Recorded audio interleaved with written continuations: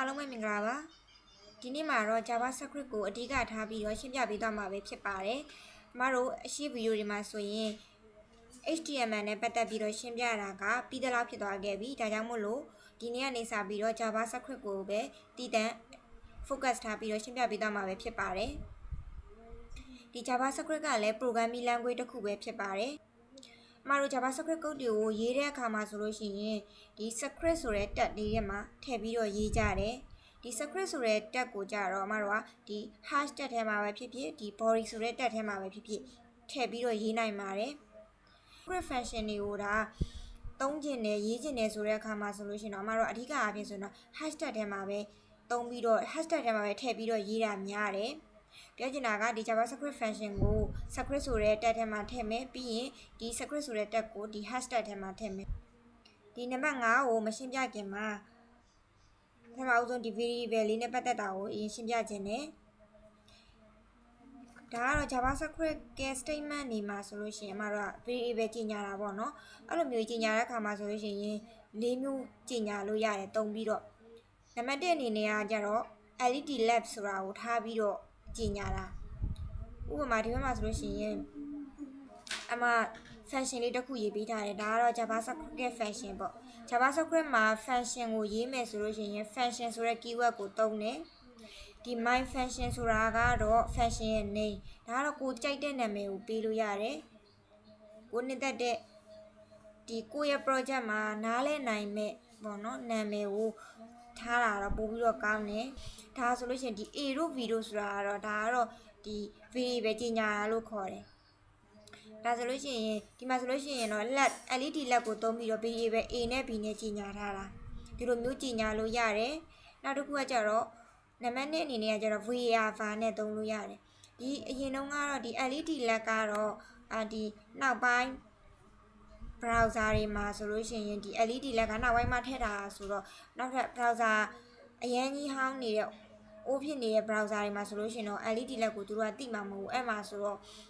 အဲ့မှာဆိုလို့ရှိရင်တော့ var ကိုပဲသုံးကြများတယ်ဒီဘာဖြစ်လို့လဲဆိုလို့ရှိရင်ဒီ old browser တွေမှာဆိုလို့ရှိရင်တော့အဲ့အချိန်မှာတော့အမတို့ကဒီ LED lab ကိုသူက support မပေးသေးဘူးပေါ့နော်အဲ့မှာဆိုတော့အရင်ဆုံးက var ကိုပဲ support ပေးတာဆိုတော့အမတို့ var ကိုသုံးကြတာ old browser တွေမှာ run ကျင်နေဆိုလို့ရှိရင်တော့ support ပေးကျင်နေဆိုလို့ရှိရင်တော့ var ကိုသုံးပြီးတော့ကြီးညာရတယ်နောက်တစ်ခုနံပါတ်3အနေနဲ့ကကျတော့ constant အမတို့ constant ဆိုတာကကြတော့ဒီမှာဆိုလို့ရှိရင်အမက variable ကြီးညာတာကို c ဆိုတဲ့ variable name လေးကိုဒါလေးကို variable name လေးလို့ခေါ်တယ်เนาะidentifier လို့လည်းခေါ်တယ် variable လို့လည်းခေါ်တယ်သူ့ရဲ့ name လေးကို c ဆိုတဲ့ name လေးကိုကြီးညာခြင်းတယ် constant နဲ့ကြီးညာတယ်ဆိုလို့ရှိရင်တော့သူကထပ်ပြီးတော့ change ခွင့်ပေးမှာမဟုတ်တော့ဘူးပြောရမယ်ဆိုလို့ရှိရင်တော့ဒီမှာ LED lab ဆိုလို့ရှိရင် a ဆိုပြီးတော့ကြီးညာထားတယ် a ထဲမှာပထမအဦးဆုံးကအမတို့က5ဆိုပြီးတော့ထည့်ထားတယ်နောက်တစ်ခါဒီ a ထဲမှာ5မဟုတ်ဘဲနဲ့နောက်ထပ်ဒီ a ထဲမှာနောက်ထပ်အမတို့ကဒုတိယတစ်ကြောင်းမှာ6တို့7တို့ကိုပြန်ပြီးတော့ချိန်ပြီးလို့ကိုချိန်ပြီးတော့ပြန်ထည့်လို့ရတယ်ဒါပေမဲ့လို့ constant const နဲ့ဒါကြီးညာခဲ့တဲ့ဆိုလို့ရှိရင်တော့အဲ့ဒီ variable ကသူကထပ်ပြီးတော့ချိန်လို့ရမှာမဟုတ်တော့ဘူးအဲ့တော့လုံးဝ data ကို fit ဖြစ်တဲ့ data မျိုး data အသွင်မျိုးကိုထည့်ထားခြင်းနဲ့ဆိုလို့ရှိရင်တော့ constant နဲ့သုံးပြီးတော့ကြီးညာလို့ရပါတယ်နောက်တစ်ခုနံပါတ်4အနေနဲ့ကကြတော့ automatically ကြီးညာတာ automatically ကြီးညာတာဆိုတာကကြတော့အရှိမ LED လည်းမခံဘူး var လည်းမခံဘူး constant လည်းမခံဘူးတန်းပြီးတော့ဒီမှာဆိုလို့ရှိရင်အပေါ်ကဒီ flat a b ဆိုတာကိုကြီးညာထားတာမပါဘဲနဲ့ a = 5 b = 4ဒီလိုတန်းပြီးတော့လည်းကြီးညာလို့ရတယ်ဒါဆိုလို့ရှိရင်တော့ तू က automatically ကြီးညာလိုက်တာပဲဒီ a ကဒီ number type ဖြစ်တယ်ဆိုတော့ तू က auto သိပြီးသားဖြစ်သွားလိမ့်မယ်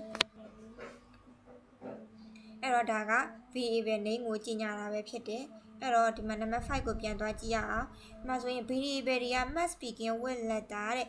variable တွေအဲ့လိုမျိုး variable လေး LED lab တို့ var တို့ constant တို့အဲ့ automatically တို့အဲ့လိုမျိုးကြီးညာခဲ့မယ်ဆိုလို့ရှိရင်တော့အမတို့ကပထမဦးဆုံးဆက်စချင်း letter မှာ A to Z အကြီးဒါမှမဟုတ်ရင်အသေးကိုသုံးလို့ရတယ်ဒါမှမဟုတ်ဒေါ်လာဆိုင်းကိုသုံးလို့ရတယ်ဒါမှမဟုတ် underscore ကိုသုံးလို့ရတယ်အရှိဦးဆုံးစကားလုံးမှာပေါ့နော်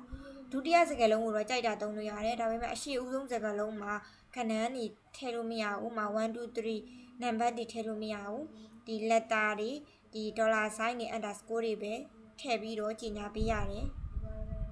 နောက်နံပါတ်6အနေနဲ့ကတော့သူက subsequent character ဆိုတာဒီဒုတိယစကားလုံးတွေပေါ့နော်ဒီပထမစကားလုံးမဟုတ်ဘဲနဲ့ဒုတိယစကားလုံးအနေနဲ့ကြီးညာမယ်ဆိုလို့ရှိရင်တော့ letter လည်းရတယ် digit လည်းရတယ်ဒီ digit ဆိုတာကတော့နံပါတ်တွေကိုပြောပေါ့နော်digit တွေထည့်လို့ရတယ် underscore ထည့်လို့ရ dollar sign ထည့်လို့ရဒီဒုတိယစကားလုံးမှာတော့ကြိုက်တာထည့်လို့ရသွားပြီနောက်ထပ်ကကြတော့ဒီမှာ gs input output ပေါ့နော် output ဆိုတာကြတော့ဒီကိုထည့်လိုက်တဲ့ဒီ value ကိုတန်ဖို့ပြန်ပြီးတော့ထုတ်ကြည့်ချင်တာမျိုးအဲ့ဒီခါမျိုးမှာဆိုရင်သုံးတယ်ပြောချင်တာကအမတို့ကဒီမှာ constant c တဲ့ကို a + b ဆိုပြီးတော့ထည့်လိုက်တယ် a က5 b က4ဒါဆို a + b ဆိုရင်သူ့ရဲ့ c ရဲ့တန်ဖိုးက9ဖြစ်ရမယ်ဒီ9ကိုအမတို့ကကိုယ်တိုင်မြင်ချင်တယ်ဆိုလို့ရှိရင်တော့ဒီ output တွေကိုဒီ output မှတ်တက်ကလေးကိုသုံးပြီးတော့ကြည့်လို့ရတယ်လို့သူကဆိုလိုချင်တာဖြစ်ပါတယ်ဒီ document.write ဆိုလို့ရှိရင်တော့အမတို့ကဒီပေးမှာပဲသူကတန်းပြီးတော့ပေါ်လိမ့်မယ်တကယ်လို့ window.alert ဆိုလို့ရှိရင်တော့ alert ပေါက်လေးနဲ့ကြာလာလိမ့်မယ်ဒါမှမဟုတ် window.console ဆိုလို့ရှိရင်တော့ browser ရဲ့ console မှာပေါ်တယ် browser ရဲ့ console အမှတစ်ချက်ပြပေးမယ်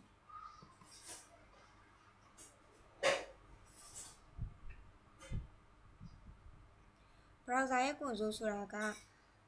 ဒီမှာ Chrome ဆိုရင် mob2 ဆိုတာရှိတယ်အမှ developer 2ကိုတွားလိုက်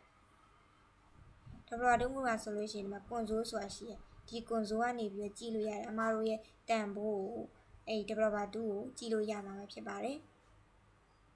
ဒါကတော့ပထမအဆုံး JavaScript ရဲ့အခြေခံလေးပေါ့နော်ဒီမှာဆိုလို့ရှိရင်ခုနကပြောသွားသလိုပဲဒီမှာဆိုရင် data type တွေရှိတယ်ဒါတွေကို data type လို့ခေါ်တဲ့ဒီ number လား string လားဆိုတာကို data type တွေရှိတယ်အဲ့ဒီ data type တွေကိုဒီမှာထပ်ပြီးတော့ရှင်းပြမယ်ဒီမှာ JavaScript မှာဆိုတော့အဓိကအဖြစ်ဆိုရင်တော့ data type က8မျိုးရှိတာပေါ့နော် string ရှိတယ် number ရှိတယ် pinဆိုတာလည်း number လို့ပဲเนาะ number အကြီးကြီးပေါ့ pin ရှိတယ် boolean type true false တွေရှိတယ် undefined ရှိတယ် null ရှိတယ်ပြီးလို့ရှိရင် symbol လေးတွေရှိတယ်ပြီးလို့ရှိရင် object type တွေရှိတယ်ဒါတော့ JavaScript ရဲ့ data type တွေဖြစ်တယ်ဒါကတော့နောက်ပိုင်းရေးရင်းနဲ့ကုတ်ရေးရင်းနဲ့ကိုကလုံးဝနားလည်သွားလိမ့်မယ်နောက်တစ်ခုက operator တွေဆိုတာလည်းရှိတယ် operator တွေကခုနကလိုအမက a တဲ့ကို 5 ထည့်လိုက်တယ်ဆိုလို့ရှိရင် a = 5ဆိုပြီးတော့ရေးသလိုမျိုးပေါ့နော်ဒီ x နေရာမှာ a = 5ဆိုဒါဆို equal operator ကိုသုံးရတယ် assign operator လို့ခေါ်မှာပေါ့ equal ကနောက်တစ်ခုကကျတော့ plus equal လည်းသုံးလို့ရတယ် plus equal ဆိုတာကဥပမာ a ထဲမှာကဒီမှာ a = 5လို့ရေးထားဆို a ထဲမှာ5ရှိသွားပြီခုနက b ထဲကို4ထည့်ခြင်းနဲ့ဥမာထားပါတော့ဒါဆိုရင် x ထဲမှာက5ဖြစ်သွားပြီ x ကိုမှဒီ x ကိုမှ4ထပ်ပေါင်းခြင်းနဲ့ဆိုလို့ရှိရင် a + = 4ဆိုလို့ရှိရင်ဒါဆို a ထဲကို9ရောက်သွားလိမ့်မယ်အဲဒါတန်းပြီးတော့ဒါ a = 5 + 4လို့မဟုတ်ဘဲနဲ့ a ထဲမှာ5ရှိပြီးသားဆိုတော့ a = a + 4လို့မဟုတ်ဘဲနဲ့ a + 4ဆိုလို့ရှိရင်လည်းအတူတူပဲသူက a = a + 4ဆိုလည်းအတူတူပဲဒါဒီလိုပုံစံမျိုးပြ minus equal သုံးလို့ရတယ်ဒါဆိုလို့ရှိရင်ဒါဆိုရင် multiple equal ဒါဆိုလို့ရှိရင်ဒါဆို select ကတော့ဒါအစားပေါ့နော်အစားဒါတော့ divisor ပေါ့နော် equal ပြီးလို့ရှိရင်ဒါလေးကတော့ remainder လို့ခေါ်တဲ့အကျွင်းပေါ့နော်အကျွင်းဟိုလို့ရှင်လဲဆိုလို့ရှင်ဒါလေးကိုနဲ့ရေးရတယ်အကျွင်းဒါကတော့ star ကတော့သူကဘယ်လိုပြောမလဲထက်ညွန်းပေါ့နော်ဥပမာ2 power 1က2ဆိုရင်2 power 2ဆိုရင်4 2 power 3ဆိုရင်8နဲ့လီ4နဲ့လီ8အဲ့လိုမျိုးပေါ့နော်2 power 3ဆိုရင်8အဲ့လိုမျိုးရအောင်လို့ဒါ star ဆိုတာကတော့ power ထက်ညွန်းလေးပဲဖြစ်ပါတယ်ဒီ operator လေးရလဲကိုတည်ထားရမယ့် operator လေးဖြစ်တယ်ပြီးတော့ဒီ data type တွေကလည်းတည်ထားရတယ်ဒီ number string ကနေလွဲလို့ကျန်တာတွေကတော့ single ကုတ်တို့ဒါပဲကုတ်တို့ခံစရာမလိုဘူးနံပါတ်1မှာ string type မှာဆိုရင်တော့ single ကုတ်တို့ဒါပဲကုတ်တို့ခံပေးရတယ်ဥပမာဒီမှာဆိုရင် first name နဲ့ကို DOE ဆိုတဲ့ name လေးကိုထည့်တာကဒါ string type မို့လို့နာမည်တွေဆိုလို့ရှိရင်တော့ string type ပေါ့နော် string type ဆိုတာ letter တွေပေါ့နော် letter တွေနဲ့ရေးရဲဆိုလို့ရှိရင်တော့သူက single ကုတ်လေးဒါပဲကုတ်လေးထည့်ပေးရတယ်ဒါပေမဲ့ boolean မှာလည်း true false ဆိုပြီးတော့ရေးသူကတော့ letter နဲ့တော့ရေးရပဲဒါပေမဲ့ true false ဆိုတာကအမတို့ကပုံမှန်ဆိုရင်သူက0 1နဲ့သွားတာဆိုတော့သူ့ကတော့ true false ဆိုလို့ရှိရင်တော့ single ကုတ်တို့ဒါပဲကုတ်တို့ထည့်ပေးစရာမလိုဘူးဒါဆိုရင် ဒါတော့ JavaScript ကအခြေခံလေးပေါ့နော်ဒီနားထိနားလည်လိမ့်မယ်လို့မျှော်လင့်ပါတယ်